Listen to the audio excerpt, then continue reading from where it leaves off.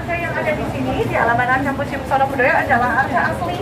Jadi mohon untuk tidak disentuh, tidak dipegang, apalagi gitu. Tapi sebelum kita bahas soal arca, di sini saya ada sebuah meriam. Meriam Belina? Oh, bukan. Nah, ini adalah meriam asli buatan Jogja, dibuat kurang lebih di tahun 1810 di masa Sri Sultan Hamengkubuwono II. Beliau ini sudah bisa membuat senjata sendiri, mulai dari meriam, bedil. Apa itu bedil? Senapan, betul, dan juga bahan peledak sendiri. Nah, ini meriamnya masih asli. Jadi, salah satu tempat untuk meletakkan meriam adalah di joteng alias pojok benteng. Nah, nanti kita juga akan lihat beberapa joteng. Jadi nanti bisa membayangkan, oh letaknya di sini, gitu ya. Nah, kemudian selain ada di joteng, ada juga di halaman Keraton Jogja. Kenapa diletakkan di halaman Keraton? Jaraknya, pelurunya atau bola besinya ini dari keraton sampai benteng tersebut. Kenapa bisa sampai ke benteng tersebut? Sama meriam. Masa sih Mbak Agnes sampai benteng Frederick? Monggo, ada yang mau coba? Kita bisa lihat ada Yoni. Yoni dalam ajaran Hindu adalah simbol dari perempuan. Yoni punya pasangan namanya Yono? Bukan. Lingga. Bukan dong Bu. Namanya Lingga. Lingga. Oh, ini Yoni ya? Namanya Yoni ya? Lingga itu seharusnya berada di tengah dan bentuknya menjulang tinggi. Satu kesatuan Lingga dan Yoni ini menyimbolkan kesuburan. Ternyata pembangunan kota Jogja ini juga mengadaptasi konsep Hindu Lingga Yoni, di mana Yoninya ada di sisi selatan, yaitu panggung rakyat. Secara bentuk ini adalah simbol dari Yoni. Kemudian lingganya ada di sisi utara, yaitu tugu. Jadi diharapkan Lingga dan Yoni atau wilayah yang berada di antara Lingga dan Yoni ini menjadi wilayah yang subur, makmur, dan juga sejahtera.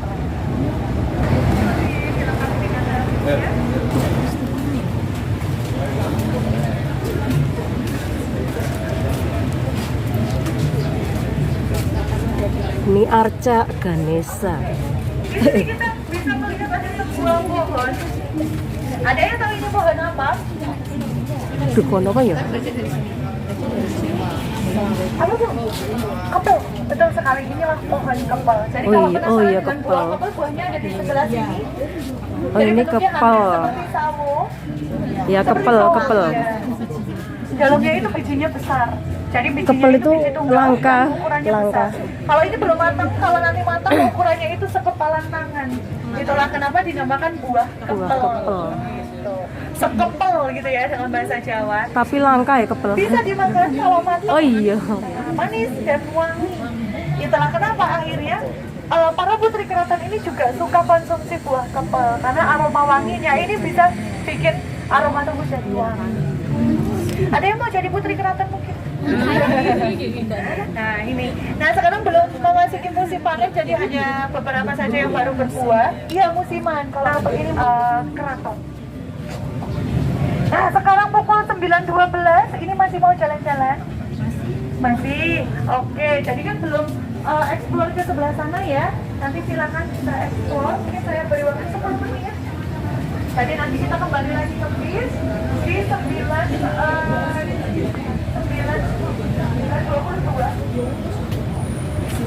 Atau mungkin kita berdua ya? Bikin video. Ayo Bu. Halo Bu. Bu Nyoman, kita jalan-jalan ya. Jalan-jalan. Sekarang berada di Museum Sono Budoyo. Ya, ini ada pemandunya bercerita tentang kisah sejarah tentang Museum Sono Budoyo macam-macam ya. Dari arca-arca agama Hindu ada ya Bu ya. Iya. Oh, arca Ganesha. Terus habis itu di pause. Ini banyak arca-arca yang ada di Museum Sono Budoyo.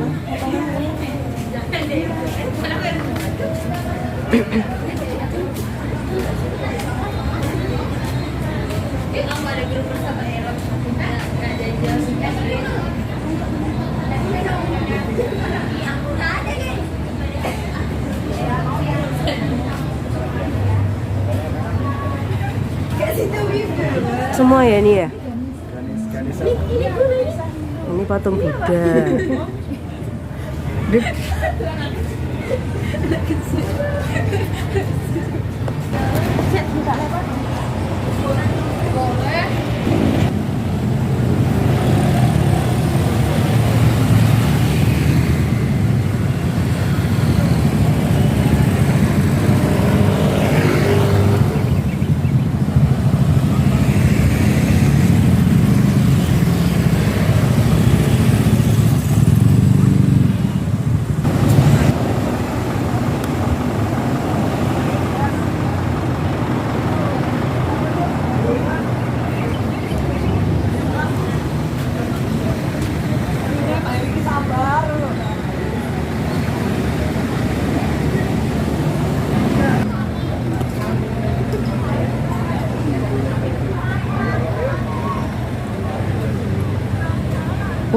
Pre-wedding.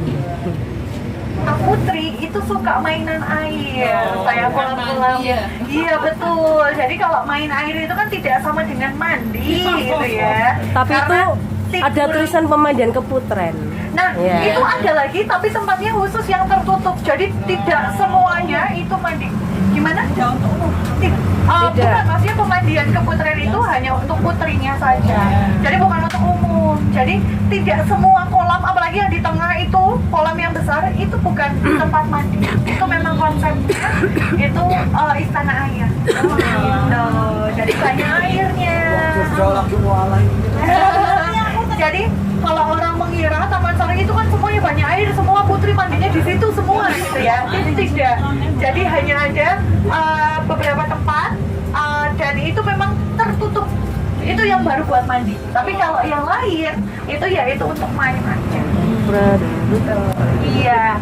Nah, oke, kita lanjut lagi. Tadi kita ke Museum Sono Budaya. Nah, Museum Sono Budaya ini adalah museum terbesar kedua di Indonesia dalam hal koleksi.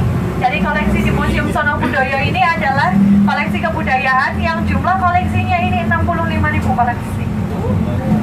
Jadi tidak mungkin kalau kita 15 menit mau masuk ke museum utamanya, nanti kita harus lari sprint ya Bapak Ibu untuk menyelesaikan koleksinya.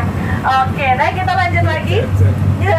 Nah kita lanjut lagi tadi sebenarnya kita membahas soal Jalan Panguraan. Di ujung Jalan Panguraan itu ada pohon beringin.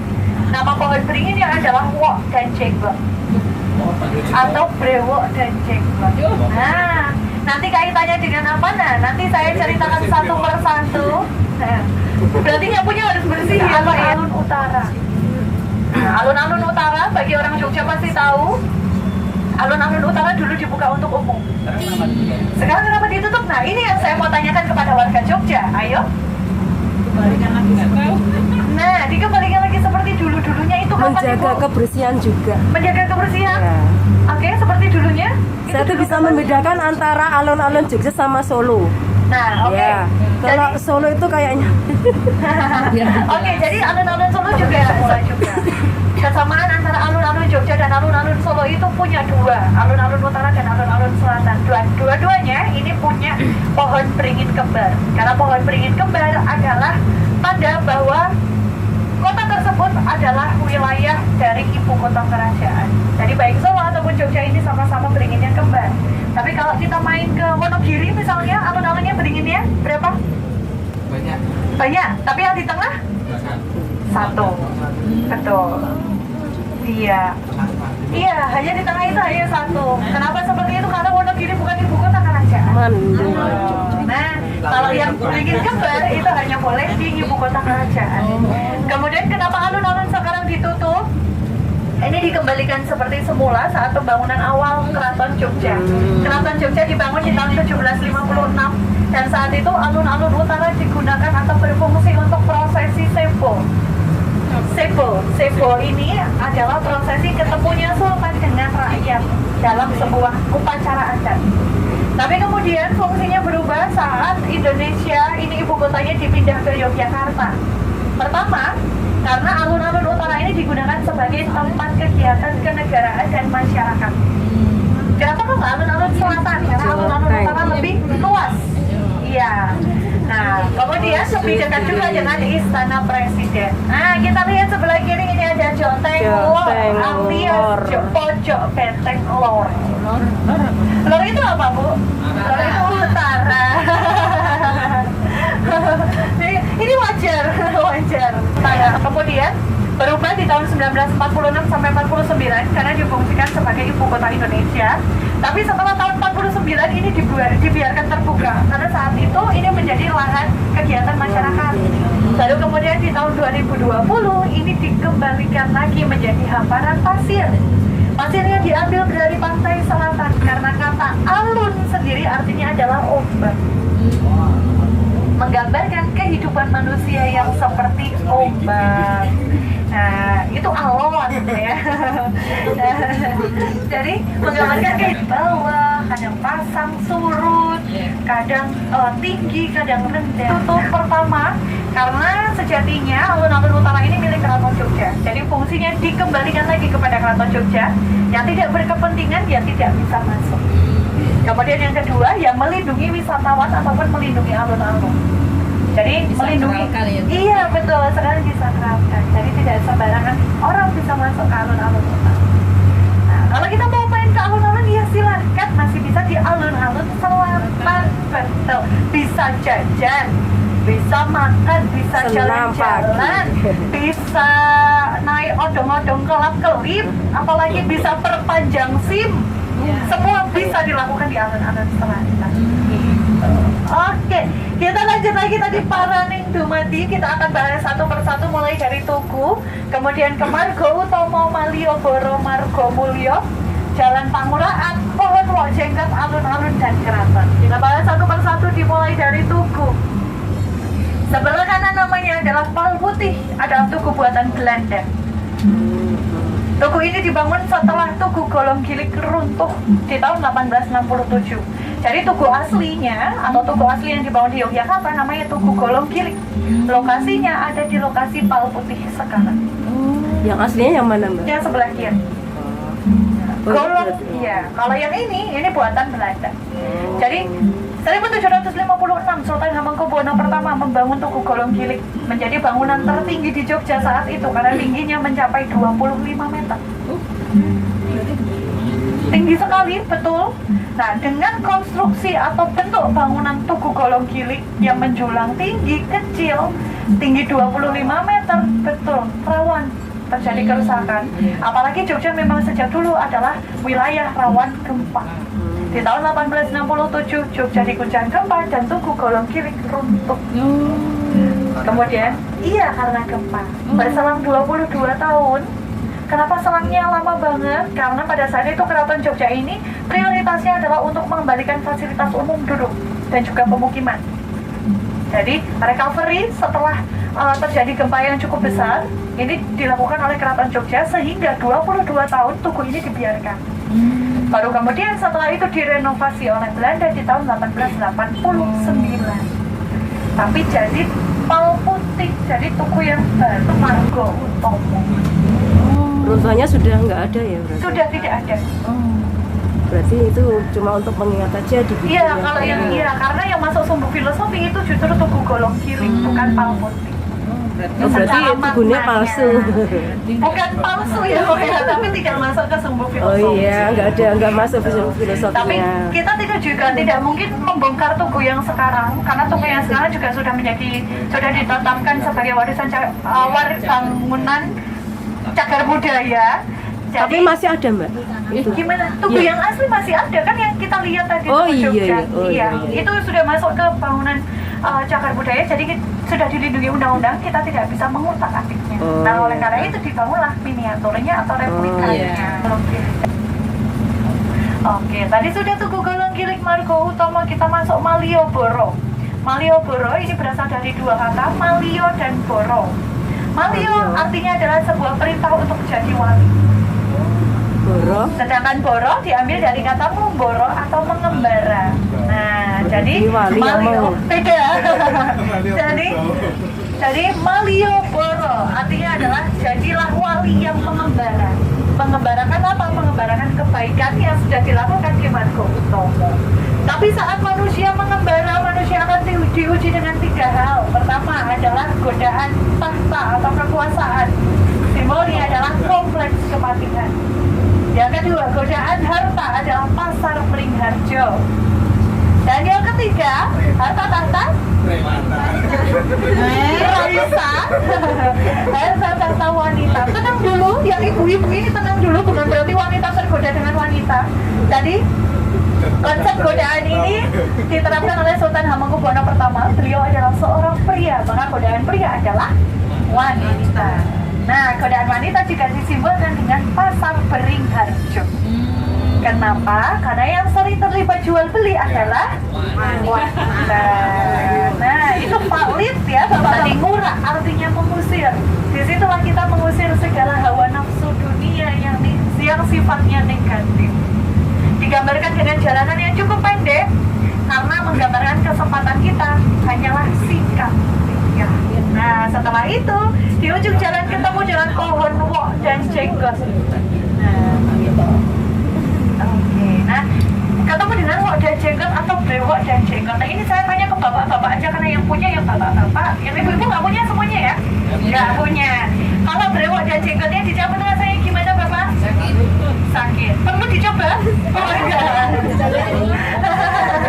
Rasanya sakit. Dan itulah gambaran dari proses pencabutan nyawa manusia yang rasanya sakit. Setelah nyawa manusia ini dicabut, kemudian manusia akan disimbolkan memasuki alun-alun utara. Dari kata nanti-nanti yang artinya menanti. Jadi di sini adalah ruang tunggu sebelum ketemu dengan bangsal Praju, Mas. Praju artinya timbangan. Jadi di sini kita akan menghadapi hari penimbangan amal perbuatan kita yang nantinya akan menentukan kehidupan kita yang abadi. Yaumul Mizan, betul. Nah, yang selanjutnya penutup perjalanan Paraning Dumadi adalah Gedong Proboyekso, bangunan di Keraton Jogja yang tidak boleh dikunjungi masyarakat umum, di mana di sini adalah gudang senjata dari gudang pusaka dari Keraton Jogja. Salah satu pusaka yang tersimpan di sini namanya adalah pusaka Kia Hiwiji. Bentuknya seperti lampu minyak tradisional, lampu setir, lampu templok, lampu damar, lampu dia, apalagi? Ya itulah, lampu yang menggunakan minyak. Pusaka ini dinyalakan pertama kali di masa Sri Sultan Hamengkubuwono I di tahun 1756 dan sampai hari ini pusaka ini masih menyala. Apakah magic atau mistis? Nah, akan